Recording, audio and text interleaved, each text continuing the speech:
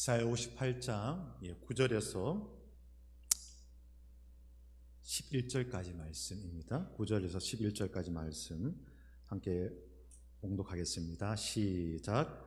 내가 부를 때에는 나 여호와가 응답하겠고 내가 부르짖을 때에는 내가 여기 있다 하리라. 만일 내가 너희 중에서 몽해와 손가락질과 허망한 말을 제하여 버리고 줄인 자에게 내 심정이 동하며 괴로워하는 자의 심정을 만족하게 하면 내 빛이 흑암 중에서 떠올라 내 어둠이 낮과 같이 될 것이며 여호와가 너를 항상 인도하여 내 마른 곳에서도 내 영혼을 만족하게 하며 내 뼈를 견고하게 하리니 너는 물된 동산 같겠고 물이 끊어지지 아니하는 샘 같을 것이라. 아멘.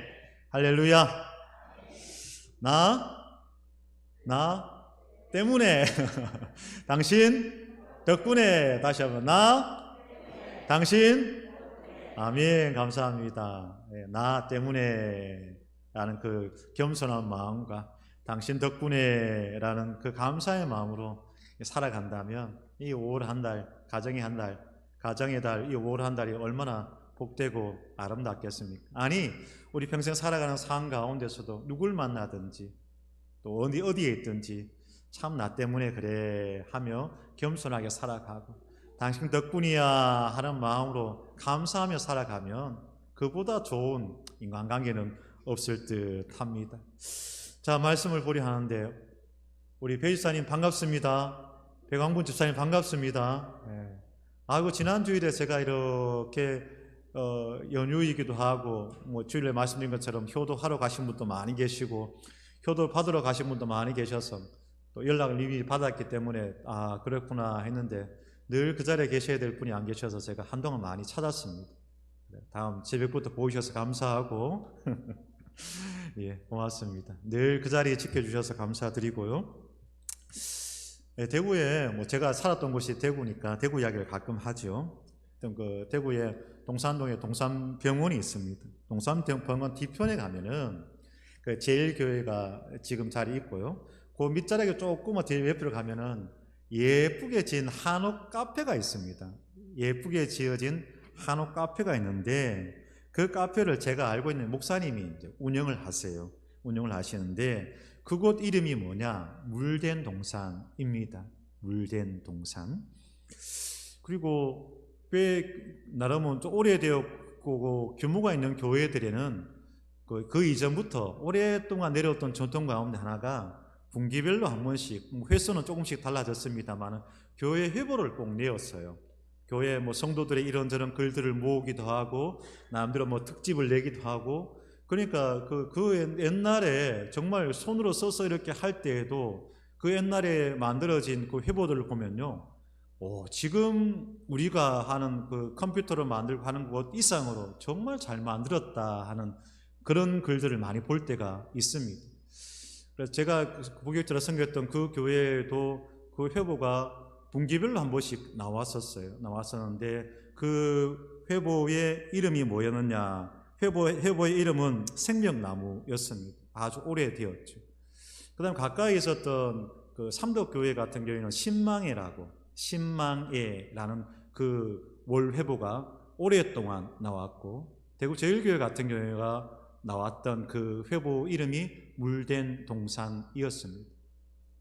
그처럼 물된 동산이라는 것은 사실 교회 다니는 사람들은 다 좋아하는 표현입니다. 아니, 여러분 컴퓨터에 이렇게 물된 동산 이렇게 한번 검색을 한번 해보세요. 그러면은 정말 많은 곳에서 물된 동산, 당장 교회 이름이 물된 동산 교회가 많이 나옵니다. 물된 동산 교회 이름이 물된 동산이기도 하고 아까 말씀드린 것처럼 카페 이름이 물된 동산이기도 하고 아니면은 어느 치과 병원 이름이 물된 동산이더라고요. 또 어떤 곳에는 학원이에요. 음악 학원인데 학원 이름이 물된 동산이기도 하더라는 것이죠. 그럼 왜 그렇게 물된 동산이라는 것은 교회 다니는 사람들이 좋아하는가? 좋아하니까 교회 이름에도 아니면 자기 하는 사업장에도 그런 물된 동산이라는 이름을 짓겠죠. 그럼 왜 그래 좋아하는가? 그래서 성경에 나타나는 바로 이 이사야 58장의 이 말씀을 너무너무 좋아하기 때문이라는 것이죠. 여러분 아시는 것처럼 성경의 배경이 되는 그 근동 지역, 그 근동 지역은 사막지대가 많습니다. 많은 경우 광야지대가 많이 있습니다. 어느 곳을 가든지 물이 필요한 곳이 많이 있습니다. 그러니까 물이 없는 곳이 많이 있으니까 물이 그만큼 필요하겠죠. 그래서 물된 동산이다 하는 것은 엄청난 축복인 것이죠. 그 동네에서 가장 큰 축복은 물된 동산 같다는 것이 가장 큰 축복입니다. 그래서 시편 1편 3절에서도 뭐래요? 그는 시냇가에 심은 나무가 철을 따라 열매를 맺으며 그렇게 이야기하지 않습니까? 그래서 복을 받은 사람이 어떤 사람이 있냐? 복을 받은 사람은 시냇가에 심은 나무 같은 사람이다, 이렇게 노래를 하였습니다. 에레미야 선지자도 이스라엘의 회복을 이야기하면서 하나님께서 회복하신 그 나라가 어떤 나라냐, 어떤 모습이냐 할 때 에레미야 17장에서 이렇게 이야기합니다. 물은 여호와를 의지하며 여호와를 의뢰하는 그 사람은 하나님의 복을 받는데 그는 물가에 심어진 나무가 그 뿌리를 강변에 뻗치고 더위가 올지라도 두려워하지 아니하며 그 잎이 청청하리라 하였던 것처럼 하나님 앞에 의지하며 믿음으로 달려가는 자들에게는 하나님께서 어떤 복을 주시느냐, 물가에 심어진 나무처럼 그렇게 늘 잎이 청청한 그런 복을 주신다라고 하였습니다. 에스겔 선지자는 어떻습니까? 에스겔 선지자가 바라왔던 그 환상 가운데서 성전 문지방에서부터 물이 이렇게 쭉 흘러나오지 않습니까? 그런 가운데서 그 물이 결국에는 발목을, 그 다음에 무릎을, 그 다음에 허리를, 그 다음에는 건너지 못할 뇌를 이루고 결국에는 그것이 강물을 이루고 나아갑니다. 그것이 생명의 강물이 되어서 나아가는 것이죠.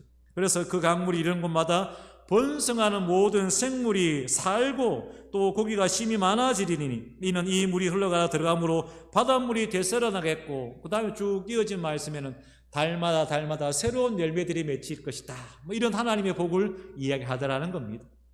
아가서 4장에서는 뭐라고 이야기합니까? 사랑을 이야기할 때도 뭐라고 이야기하냐? 너는 동산의 샘이요 생수의 우물이다, 이렇게 이야기합니다. 그래서 가장 큰 칭찬인 거죠. 가장 큰 칭찬이에요.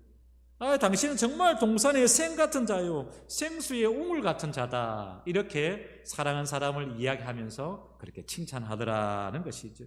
것처럼 성경에서는 물이 나오는 것, 또는 샘이 나오는 것, 강물이 나오는 것, 이 모든 것들은 하나님의 은혜를 이야기하더라는 것.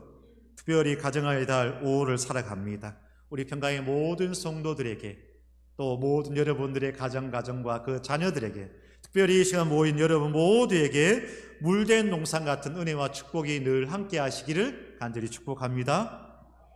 자, 그렇다면 다시 한번 좀 더 구체적으로 물어보는 거죠. 물된 농산 같은 축복은 어떤 복인가 라는 것이죠. 글쎄요, 물된 동산, 그냥 우리가 이미지로도 퍼뜩 떠오릅니다. 이런 모습이겠지 싶은 거죠. 시편 65편 가운데도 그 말씀 참 되게 좋아하는 말씀인데요, 하나님께서 지경을 이렇게 나누시고 복을 주십니다.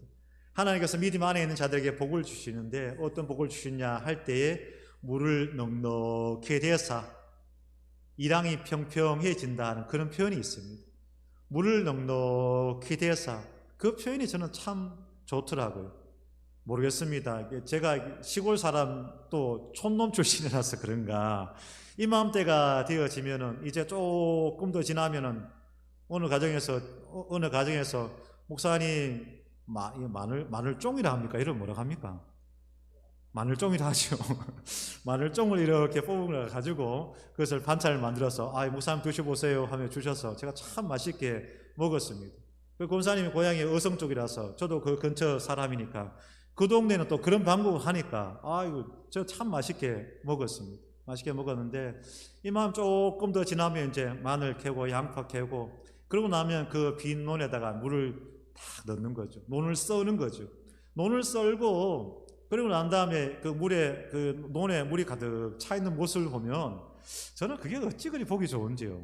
참 보기 좋더라고요. 그 모습이 어릴 적에 이렇게 보고 있으면 그게 참 좋았던 그런 기억이 있습니다. 그런 이미지들이 있는 거죠. 물된 동산의 축복이 어떤 거냐? 먼저는 회복의 은혜를 의미한다라고 할 수 있을 겁니다. 물된 동산이라 하였습니다. 우리가 오늘 찬양하였습니다. 이 찬양 목사님 부르셨는데 이 찬양이 참 좋더라고요. 아까 이 찬양. 어디 갔지? 어디 갔지? 물된 동산 같은. 위에만 떴어요?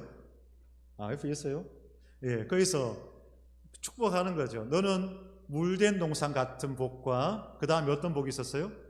샘이 되는, 샘 솟는 그런 샘이 되는 복이 너에게 있을지어다 하면서 우리가 서로 축복하며 찬양하였지 않습니까? 그런데 오늘 말씀의 제목은 물된 동산입니다. 샘물이 솟아오르는 샘이 아니라 너는 물된 동산 같을지어다 라고 하였습니다. 물을 댄다는 것이 어떤 의미입니까? 물이 필요해서 물길을 열어서 그곳에 물을 가게 하였다는 겁니다. 다시 한번 촌놈 이야기를 한번 합니다. 논에 물 데려 간다라고 이야기를 합니다. 어릴 적에 아버지께서, 돌아가신 아버지께서 그런 이야기 합니다. 누구야 저 앞에 논에 가가지고 물 좀 대라 이렇게 이야기합니다. 그러면 그게 그리 싫었던 것입니다. 그게 그리 싫어도 예 하면서 아버지 하면은 사바나 들고 가가지고 어떻게 해요? 사바나 들고 가가지고 그 논에 있는 물길을 틀어주는 거죠. 그러면은 그 논에 물이 없어서 바짝바짝 말라가다가도 물길을 틀어주면은 그 논에 물이 들어가서 물이 대해주니까 물이 가득해지는 논의 모습을 보게 되는 거죠. 논에 물 들어간다는 것은 뭐냐? 논에 물이 없기 때문에 논에 물을 대러 가는 것입니다. 그래서 논이나 뭐 밭에는 물이 솟아나는 곳이 아니잖아요. 물을 대어야 하는 곳이지 않습니까? 농과 물을 대어야만 싹이 나고 잎이 나고 열매를 맺을 수 있더라는 겁니다. 그런 가운데 우리는 어떤 자냐? 막 끊임없이 솟아나는 샘과 같은 자냐? 아니요. 그분은 오직 하나님밖에 없죠. 오직 하나님만이 그러신 분이고 우리는 어떤 자냐? 물을 대어줘야만 기름질 수 있고 물 데워줘야만 싹이 날 수 있고 물 데워줘야만 잎이 날 수 있고 물 데워줘야만 열매를 맺을 수 있는 자들이라는 것입니다. 금방 물이 차 있는 것 같아도 세월이 조금만 지나도 물이 사라져 버립니다. 어쩌면 그것이 우리들의 모습이더라는 겁니다. 늘 하나님 은혜 가운데 살아가고 믿음이 있는 모습으로 살아가는 것 같지만 어느 순간 돌아보면 그 은혜 다 까먹어 버렸어요. 어느 순간 돌아보면 다 그 은혜의 물들이 없어져 버린 거예요. 그러면 어떻게 돼요? 다시 물을 데워야 하는 거예요. 다시 물을 데워야 하는 거죠. 다시 물을 데워야만 우리는 물된 동산과 같은 그런 은혜와 복을 누리며 살아갈 수 있더라 하는 겁니다. 그래서 물된 동산이라는 것은 뭐냐? 회복입니다. 황무지처럼 갈라지고 말라지고 메말라가는 그 가운데 물이 데워진다는 것은 회복을 의미하더라라는 것이죠. 그래서 물을 대기 시작하면 그곳에서 생명의 기운들이 움트기 시작합니다. 생명이 약동을 합니다. 그곳에서 황폐된 곳에서 물을 데워주면 그곳에서 생명의 기운들이 일어나더라는 것입니다. 이와 마찬가지로 하나님의 물된 동산 같은 은혜가 있을 때 무엇이 있느냐? 회복의 역사가 있더라라는 것이죠. 구체적으로 저와 여러분 가운데 건강의 회복과 믿음의 회복과 가정의 회복과 관계의 회복과 비전의 회복과 사업의 회복과 물질의 회복과 모든 사랑의 회복이 넘치는 저와 여러분의 삶이 되시기를 간절히 축복합니다. 그처럼 물된 동산이라는 것은 어떤 은혜냐? 회복의 은혜를 의미하더라는 겁니다. 여러분, 과거의 믿음을 자랑하지 마시고 현재의 믿음을 하나님 앞에 내놓을 수 있기를 바라고, 내 인생의 믿음의 정점이 어느 자리냐? 하나님 부르시는 그 자리가 되기를 간절히 축복합니다. 그런 거죠. 과거에 열심히 한 거 물론 귀합니다. 과거에 헌신한 거 물론 귀합니다. 우리 하나님께서는 그것을 기억하시는 하나님이신 줄로 믿습니다. 그러나 정말 중요한 것은 뭐냐? 지금 나의 모습이 어떠한지더라는 겁니다. 그래서 내 뜨거운 기도, 내 뜨거운 찬양, 뜨거운 신앙의 고백들, 이런 것들이 온전히 회복되는 가운데 정말 회복의 역사가 있는 물된 동산의 은혜를 받는 저와 여러분 되기를 간절히 원한다라는 것이죠. 자, 회복의 은혜라 하였습니다. 다시 한번 그 물된 동산의 은혜는 또 어떤 은혜냐라고 하면은 만족을 의미한다라고 하고 있습니다. 물된 동산에는 만족이 있습니다. 기쁨이 있습니다. 메마른 땅에 물을 대니까 거기에 새로운 변화들이 막 일어나는 거예요. 아까 말씀드린 것처럼 건강 회복과 믿음 회복과 가정 회복과 관계 회복들이 일어나니까 어때요? 기쁘고 감사가 넘칩니다. 그러니까 어때요? 만족의 복이 있더라라는 것입니다. 여러분, 옛날 어른들이 그런 이야기를 합니다. 자식 입에 밥 들어가는 것과 마른 노래에 물 들어가는 것만큼 더 좋은 것이 없다. 그런 이야기를 합니다. 이것처럼 나 여호와가 항상 너를 인도하며 마른 곳에서 내 영혼을 만족해 하며 내 뼈를 견고하게 하리니 너는 물된 농산 같겠고 물이 끊어지지 아니하는 샘 같을 것이라 라고 하였습니다. 이것처럼 하나님으로부터 우리가 물된 농산의 그 은혜를 받으며 살아갈 때 우리의 구체적으로 어떤 은혜가 있느냐? 만족의 복이 있더라는 것입니다. 이 복을 온전히 누리며 살아갈 수 있기를 간절히 바라고 원합니다. 이것처럼 하나님 앞에 물된 농산의 복을 받으며 살아갈 때 우리에게는 회복의 은혜와 만족의 은혜가 있습니다. 그러면 좀 더 구체적으로 이 은혜를 누리기 위해서 우리는 어떻게 살아가야 되느냐? 말씀 가운데 이렇게 이야기합니다. 9절 말씀이지요. 9절 말씀 제가 봉독하겠습니다. 너가 부를 때에는 나 여호와가 응답하겠고 너가 부르짖을 때는 내가 여기 있다 하리라. 할렐루야. 사랑하는 우리 평강 성도 여러분, 저와 여러분, 우리 모든 평강의 성도들이 늘 쉬지 않고 기도하는 기도의 용사로 살아갈 수 있기를 간절히 바랍니다. 언제 한번 이야기 드린 것처럼 예전에 이스라엘을 성지 순례할 기회가 있었습니다. 그 안에 키부츠라는 그 농장 안에 들어가 보지는 못했지만 이렇게 지나갑니다. 양사방이 다 광야입니다. 양사방이 다 사막입니다. 한참을 사막으로 지나가는 가운데 저쪽에 푸른 숲이 있습니다. 푸른 숲이 보인다는 거예요. 그러면서 그 여행 안내자가 이야기를 합니다. 저기가 키부츠 전체적인 농장입니다 라고 이야기를 합니다. 어떻게 하느냐? 광개수로를 뚫은 거죠. 광개수로를 해서 그곳에 물을 데워 주었다는 거예요. 물을 데워 주니 그 광야, 그 황무지가 정말 새롭게 변화되어서 그곳에서 푸르름이 있고 풍성한 열매가 맺혀지는 아름다운 농장이 되었더라는 것입니다. 그런 은혜가 끼치기 위해서, 그런 은혜를 얻기 위해서 우리는 어떻게 해야 되느냐? 어떻게 하면 물된 농산 같은 그런 은혜와 복을 받으며 살아갈 수 있느냐? 9절 말씀은 이렇게 이야기한다라고 하였지요. 내가 부를 때에는 나 여호와가 응답하겠고 내가 부르짖을 때에는 또한 부르짖을 때는 말하기를 내가 여기 있다라고 말씀하고 있습니다. 이것처럼 너무나 당연하고 어쩌면 너무나 당연하고도 또 당연한 말씀이지만 우리가 하나님의 물된 농산의 은혜를 받으며 살아가기 위해서는 어떻게 해야 되느냐? 늘 기도하는 성도들 되시기를 간절히 소망합니다. 우리가 힘들어도 때로는 어려워도 때로는 갈 길 몰라 방황하여도 우리가 새벽 가운데 우리가 지금 말씀 곳에서 보고 있습니다마는 정말 그 위급한 상황 가운데서 풍랑이 일고 폭풍이 몰아칩니다. 유라굴로 광풍이 몰아칩니다. 그 가운데 모든 짐을 버리고 모든 배의 물건을 버립니다. 그런 가운데서도 주야로 햇빛을 보지 못합니다. 하늘의 해와 달을 보지 못합니다. 그런 절망 가운데서 산 소망이 사라진 그런 상황 가운데서도 여호와 하나님 바라보며 믿음으로 달려갔던 바울에게 하나님께서 생명의 길로 인도하여 주셨던 것을 오늘 말씀 가운데 보았지 않습니까? 이런 것처럼 우리가 하나님 앞에 믿음으로 살아간다 하는 것은 늘 기도하는 삶을 살아가는 것이라 고백합니다. 여러분, 힘들어도 때로는 어려워도 때로는 부족해도 때로는 육신 가운데 연약함이 있어도 하나님 앞에 기도하며 나아갈 수 있는 우리 모두가 되기를 간절히 소망합니다. 나 혼자 있으면 그게 참 힘들어요. 나 혼자 있으면 지치기 쉽고요, 절망하기 쉽고 또 포기하기 쉽습니다. 그러나 우리는 수요일마다 또 매일 새벽마다 함께 기도할 수 있는 용사들을 이렇게 허락하여 주셨습니다. 너는 혼자가 아니야.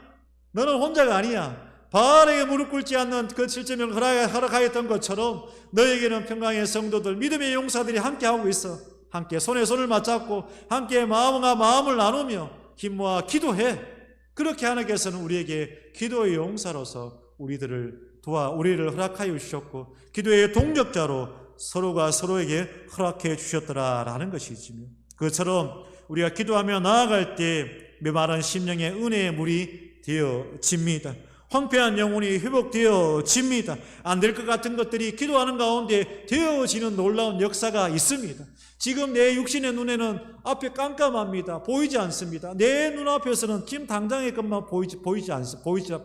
당장 눈앞의 것만 보이는 것밖에 없습니다. 그러나 믿음의 눈을 바라보며 나아갈 때 하나님, 당장 내 육신의 눈에는 저 멀리가 보이지 않습니다. 깜깜한 것밖에 없습니다. 그러나 기도하며 나아가겠습니다. 믿음으로 나아가겠습니다. 그렇게 한 발자국, 두 발자국 나아갈 때 우리는 어느새 깨닫게 됩니다. 참 인생의 많은 걸음을 걸어왔구나. 인생의 긴 세월을 걸어왔구나. 그때의 지금 나를 생각한다면 참 깜깜하였다는 거예요. 그러나 그 긴 세월을 기도하는 가운데 하나님의 은혜로 살아온 것이 저와 여러분 우리 모두의 삶인 줄로 믿습니다.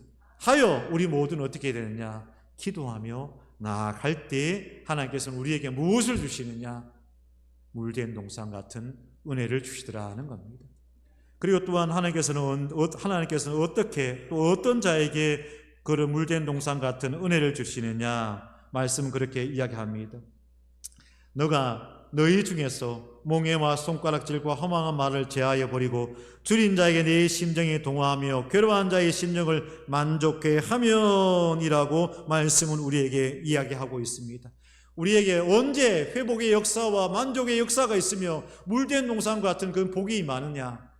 그것은 바로 우리가 살아가는 가운데 만나는 사람들 가운데 줄인 자가 있습니다. 괴로워한 자가 있습니다. 아파하는 자가 있습니다. 눈물 흘린 자가 있습니다. 지금 지쳐있는 자가 있습니다. 지금 주저앉아 있는 자가 있습니다. 그러면 그들과 함께 어떻게 하느냐? 마음을 동한다는 겁니다. 같이 마음을 모은다는 겁니다. 이심전심, 그 마음이 내 마음이고 내 마음이 그의 마음이 된다는 겁니다.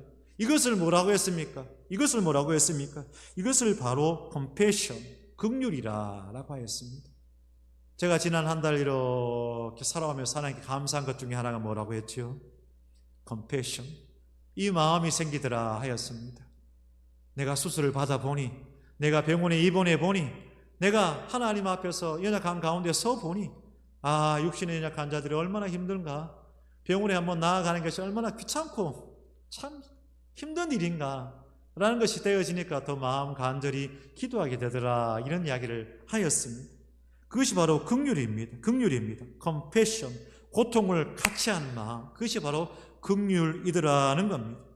하나님께서는 누구에게 물된 동산 같은 복을 주시느냐? 바로